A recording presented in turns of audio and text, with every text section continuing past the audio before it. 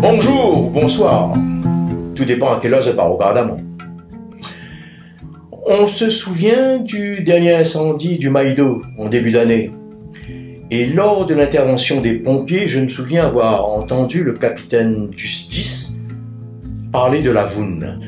Pour Pierrot Vitotte, écrivain et poète, Lavoun, dans son livre, préfacé par Edmond Lorette, il l'a décrit ainsi.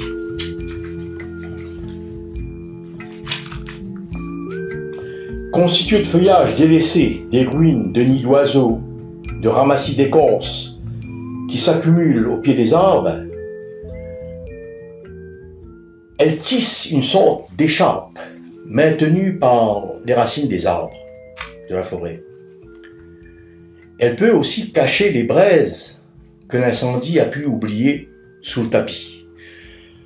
Pour moi, plus légèrement, avec une approche picturale plus surréaliste ou fantaisiste, elle devient la muse ennemie.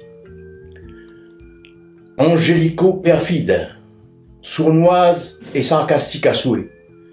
Et elle s'amuse impunément des efforts répétés des hommes du feu, prête à relancer la farce.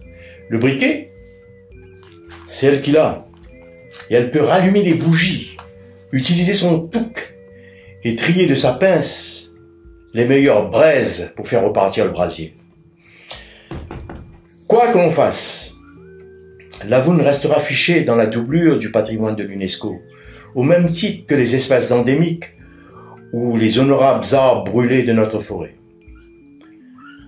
C'est à l'homme de faire en sorte de ne plus la réveiller.